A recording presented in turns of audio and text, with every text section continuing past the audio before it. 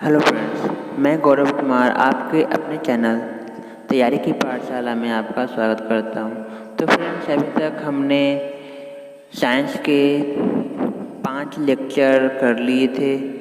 आज का जो लेक्चर है लेक्चर नंबर आज 6 करेंगे, तो आप पूरे वीडियो में बने रहें। तो चलिए फ्रेंड्स, आज स्टार्ट करते हैं आज का लेक्चर। आज हम करने वाले हैं जो हमने इम्पोर्टेंट सीरीज स्टार्ट किया था उसका पार्ट 6। तो चलिए स्टार्ट करते हैं। आज का जो सीरीज है ये हमारा पार्ट 6 है। अभी तक हमने 5 पार्ट किए हैं और सारे पार्ट जिसमें भी किए हैं वो सारे सिलेक्टेड क्वेश्चन लिए हैं जो पिछले एग्ज़ाम में पूछे गए हैं। तो आप उन सारे क्वेश्चन का रिवीजन ज़रूर करोगे। तो चलिए आज का सेशन स्टार्ट करते हैं और चलते हैं पहले क्वेश्चन की तरफ। हमारा पहला क्वेश्चन है, गर्मी में सफ़ेद कपड़े गहरे रंग के कपड़ों से अधिक आरामदेह होती है, क्यों?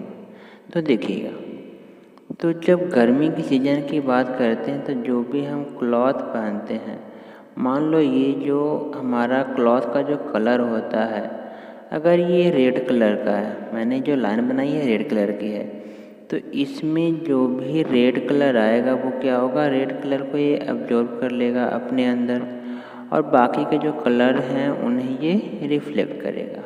क्लियर? सपोज अगर मैं ग्रीन कलर करता हूँ, तो अगर मैं ग्रीन कलर करूँ तो क्या होगा कि जो ग्रीन कलर आएगा उसे तो ये क्या कर लेगा, अवशोषित कर लेगा, राइट। अब बाकी जो कलर आएंगे उसे ये रिफ्लेक्ट करेगा मगर ग्रीन को अवशोषित कर लेगा। क्लियर है? पर वहीं पे जब हम वाइट कलर लेते हैं, है ना, सपोज ये ग्रीन है बट सपोज मान लीजिए कि वाइट है, वाइट कलर लेते हैं तो होता ये है वाइट कलर में कि जो जितने भी कलर्स जो आते हैं, जो सनलाइट जो आती है ना सूरज की, तो जितने भी कलर होते हैं वो सारे को ये क्या कर देता है, रिफ्लेक्ट कर देता है। मीन्स ये हुआ कि इसके अंदर जो है अब्जॉर्प्शन वो नहीं होता, सारा रिफ्लेक्शन हो जाता है।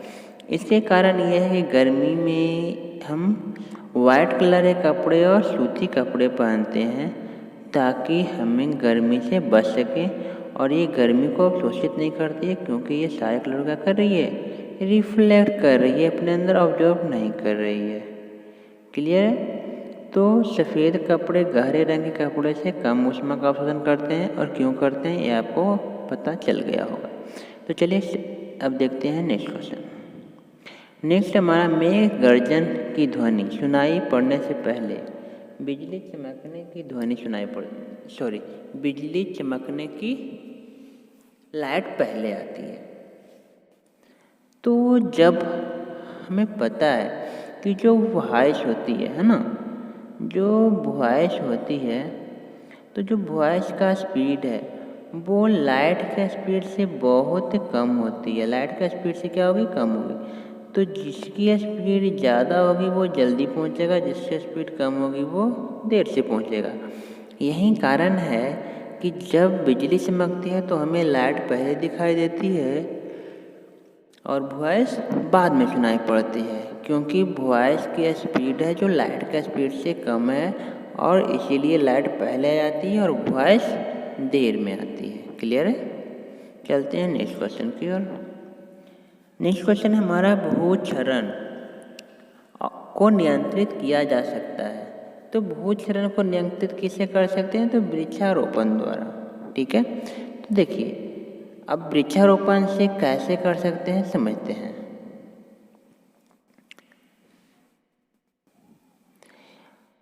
सपोज ये एक सपाट जमीन है, अब जमीन है, अब इस पे क्या है ना, फ्लड आया। फ्लड में समझते हो ना, पानी, बाढ़ आया। तो बाढ़ आया तो होगा ये जो हमारा सरफेस है, अगर इस सरफेस पे हमने कोई भी पौधा नहीं लगा हुआ, कुछ भी नहीं है, तो ये जो आ रही है ना, ये मिट्टी क्या करेगा, काटेगा, है ना, काटेगा और काट कर अपने साथ बहा ले जाएगा।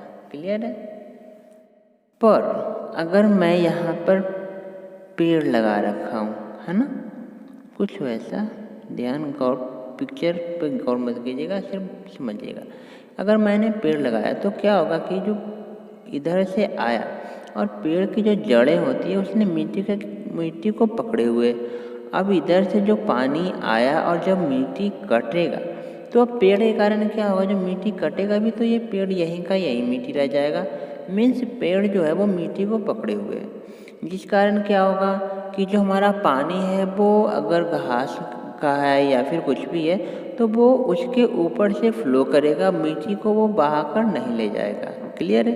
तो यही कारण है कि जो मिट्टी का कटाव है उसको रोकने के लिए हम पौधों का रोपण करते हैं। पौधे रहेंगे तो कटाव नहीं होगा और पौधे नहीं रहेंगे तो कटाव मिट्टी का होगा।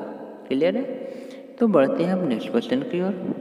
और फ्रेंड, जितने भी मैं क्वेश्चन का डिस्कशन करवा रहा हूँ उसे आप नोट डाउन करते चलें, ये सारे इम्पॉर्टेंट हैं। क्लियर? नेक्स्ट क्वेश्चन है हमारा, कोयले के जलने से बनती है। तो कोयले के जलने से बनती है फ्रेंड्स कार्बन डाइऑक्साइड। तो क्या है, जो कोयला हमारा होता है, तो कोयला है ना, जिसे कोल बोलते हैं, तो जो कोयला है हमारा वो क्या है, वो कार्बन होता है, कार्बन का प्रूफ है। अब इसमें क्या है, ये जब जलेगा तो जलने के लिए फ्रेंड्स आपको पता है कि ऑक्सीजन की ज़रूरत पड़ती है। तो जब कोयला जलेगा, कार्बन जलेगा ऑक्सीजन की उपस्थिति में, तो क्या बनेगा, CO2 बनेगा।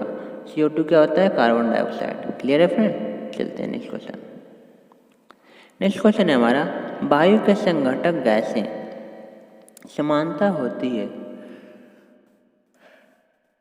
तो वायु के संघटक गैसें होती है वो समानता क्या होती है, तो नाइट्रोजन और ऑक्सीजन।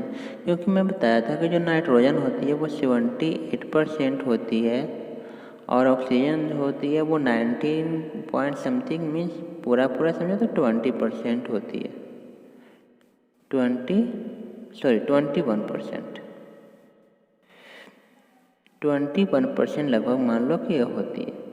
अब ये 78 और ये 21, बाकी के जो बचे हुए हैं 1%, उस 1% में बाकी सारे गैसें आती है। यही कारण बोलते हैं कि जो वायु का संघटक जो मेन रूप में पाया जाने वाला गैस है वो है नाइट्रोजन और ऑक्सीजन। चलते हैं नेक्स्ट क्वेश्चन की ओर। हरे पौधे हमारे लिए उपयोगी होते हैं। तो हरे पौधे हमारे लिए उपयोगी क्यों होते हैं? क्योंकि फ्रेंड्स आपको पता है कि जो पौधे होते हैं वो प्रकाश संश्लेषण करते हैं दिन में, और प्रकाश संश्लेषण करने के लिए उन्हें चाहिए कार्बन डाइऑक्साइड। और कार्बन डाइऑक्साइड हमारे लिए तो नुकसानदेह है, मगर पौधों के लिए वो बहुत ज़रूरी है उनका प्रकाश संश्लेषण करने के लिए। मीन्स पौधे को अपने खाना बनाने के लिए कार्बन डाइऑक्साइड की मात्रा होना अनिवार्य है, नहीं तो वो अपना खाना प्रिपेयर नहीं कर पाएंगे। तो जो हमारे लिए नुकसानदेह है वो कार्बन डाइऑक्साइड पौधे ने अपने अंदर ऑब्जॉर्व किया और बदले में वो ऑक्सीजन गैस रिलीज किया। कौन सा गैस? ऑक्सीजन गैस, जो कि हमारे लिए बहुत ही लाभदायक है। क्लियर है फ्रेंड? तो पौधे दिन के समय कार्बन डाइऑक्साइड ऑक्सीजन छोड़ते हैं और रात के समय कार्बन डाइऑक्साइड का उपभोग कर और रात के समय वो कार्बन डाइऑक्साइड छोड़ते हैं। तो फ्रेंड्स आपको पता है जब आप रात में पौधे पेड़ के पास जाओगे तो वहाँ पर हल्की गर्मी महसूस होती है, क्योंकि वो कुछ मात्रा में कार्बन डाइऑक्साइड रात में रिलीज करते हैं। ठीक है फ्रेंड्स?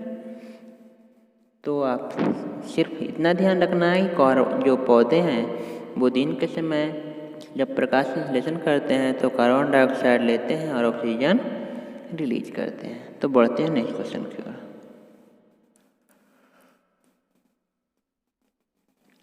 पंखा करने से शरीर का ठंडा की अनुभूति होती है, क्यों? तो फ्रेंड, जब हमें गर्मी लगती है तो हमारे शरीर से पसीना निकलता है। तो जब पसीना निकलता है तो वो पसीना क्या होता है फ्रेंड्स, हमारे शरीर को, बॉडी का जो टेम्परेचर है हमारे शरीर का, उस टेम्परेचर को मेंटेन करने के लिए पसीना निकलता है। और जब हम पंखा से हवा करते हैं तो वो पसीना जो निकला वो वाफ बनकर उड़ना शुरू हो जाता है, माने बाष्पीकृत होता है, जिसके कारण क्या होता है कि हमें ठंडे की अनुभूति होती है। तो चलते हैं नेक्स्ट क्वेश्चन की ओर। विद्युत उपकरण पर केवल तभी कार्य करना चाहिए जब वह उचित रूप से भू संपर्कित हो। ऐसा क्यों? तो देखिए फ्रेंड्स, क्या होता है कि जो हमारा पृथ्वी है एक बहुत बड़ा पावर का सोर्स है। मीन्स इसके अंदर बहुत सारे पावर है, इलेक्ट्रिक पावर भी आप बोल सकते हो, और भी पावर है जो कि ये अपने अंदर सम्मिलित किए हुए हैं।